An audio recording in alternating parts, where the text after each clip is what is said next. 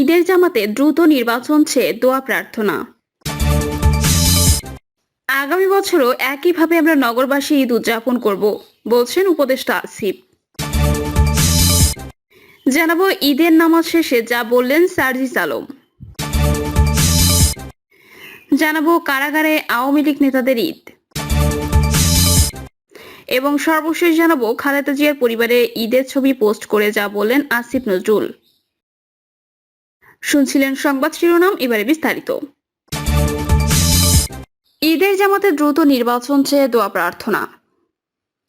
পুরাতন বাণিজ্য মেলার মাঠে অনুষ্ঠিত ঈদ জামাতে দেশের সার্বিক মঙ্গল কামনা করে দোয়া প্রার্থনা করা হয়েছে। একই সঙ্গে একটি সুন্দর নির্বাচন যেন দ্রুত সময়ের মধ্যে দেওয়া যায় তার জন্য প্রার্থনা করা হয়েছে।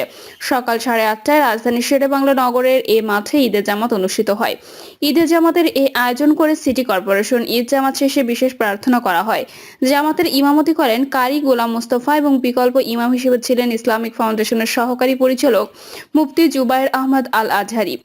মোনাজাতে গোলাম মোস্তফা বলেন, যারা এত সুন্দর একটি ঈদ জামাতের আয়োজন করেছে আগামীতে তাদের আরো বড় পরিসরে আয়োজনের তৌফিক দিক, তাদের নেক হায়াত দান করুক। তিনি বলেন, এখানে উপদেষ্টারা আছেন, দেশের শান্তি প্রতিষ্ঠায় তারা কাজ করছেন।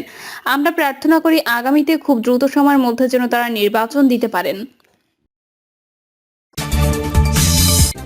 আগামী বছরও একইভাবে আমরা নগরবাসী ঈদ উদযাপন করব, বলছেন উপদেষ্টা আসিফ। স্থানীয় সরকার, পল্লী উন্নয়ন ও সমবায় মন্ত্রণালয়ের উপদেষ্টা আসিফ মাহমুদ সজীব ভুঁইয়া বলেছেন, আগামী বছর থেকে আরো বড় পরিসরে ঈদ উৎসবের আয়োজন করা হবে বলে জানিয়েছেন। এদিন আসিফ মাহমুদ বলেন, সবাইকে ঈদ উল ফিতরের শুভেচ্ছা। আজকের এই আনন্দের দিনে আমি মনে করতে চাই যে সব শহীদ ভাইদের কথা, যাদের কারণে আজকের ঈদ এত আনন্দময় হয়েছে। তাদের আত্মত্যাগের কারণে আজ শতবর্ষী ঈদ উদযাপনের যে ঐতিহ্য তা আয়োজন করা সম্ভব হয়েছে। আগামী বছরও একইভাবে আমরা নগরবাসী ঈদ উদযাপন করব। উপদেষ্টা আরো বলেন, ঈদের দিন ঘরে বসে আমাদের আর ঈদ পালন করতে হবে না। আমরা ঈদ আনন্দ করব, ঈদ মিছিল করব, একে অপরের সঙ্গে সুখ দুঃখ ভাগাভাগি করে নেব। ভবিষ্যতে আরো বড় পরিসরে ঈদ উৎসবের আয়োজন করব। ঈদের নামাজ শেষে যা বললেন সার্জিস আলম।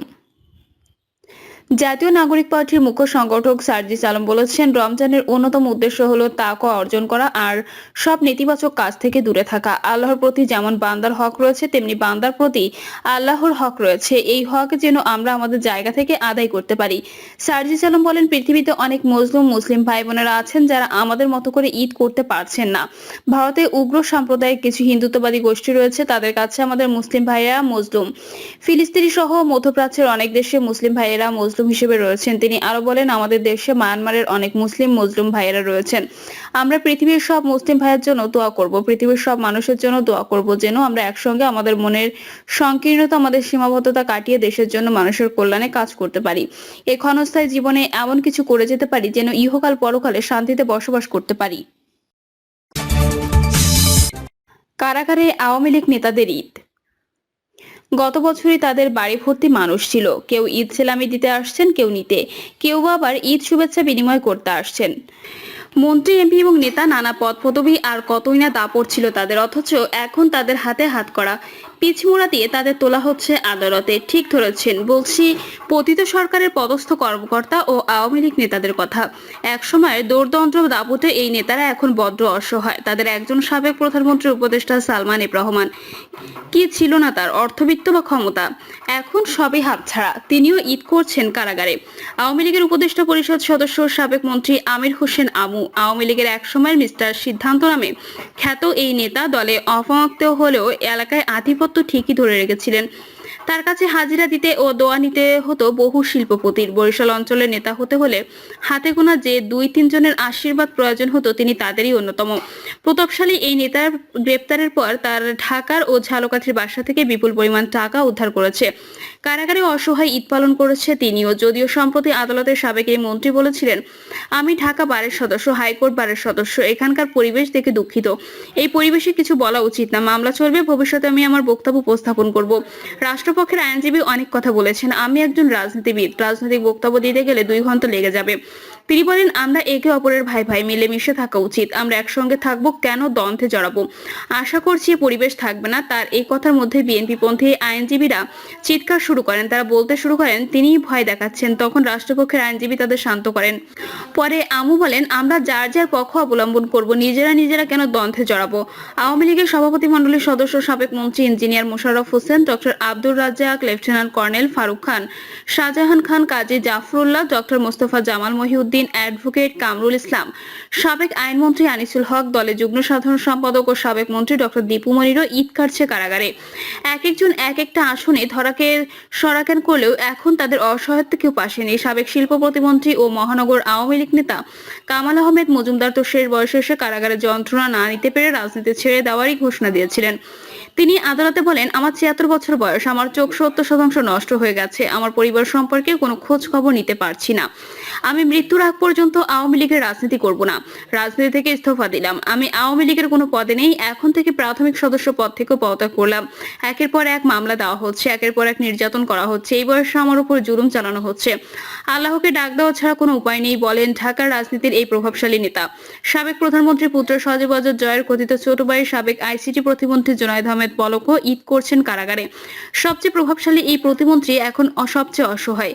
10 মার্চ দুদকের মামলায় হাজিরা দিতে আদালতে এসে সাংবাদিকদের দেখে জুনায়েদ আহমেদ পলক বলতে শুরু করেন, কথা বললেই রিমান্ড ও মামলার সংখ্যা বাড়ে। হাত পেছনে নিয়ে হ্যান্ডকাপ পরিয়ে আটকে রাখে। কথা বলে কি লাভ? খালেদা জিয়ার পরিবারে ঈদের ছবি পোস্ট করে যা বলেন আসিফ নজরুল। বিএনপি চেয়ারপারসন খালেদা জিয়ার পরিবারের ঈদের ছবি নিজের ফেসবুক অ্যাকাউন্টে পোস্ট করেছেন অন্তর্বর্তী সরকারের আইন উপদেষ্টা ডক্টর আসিফ নজরুল।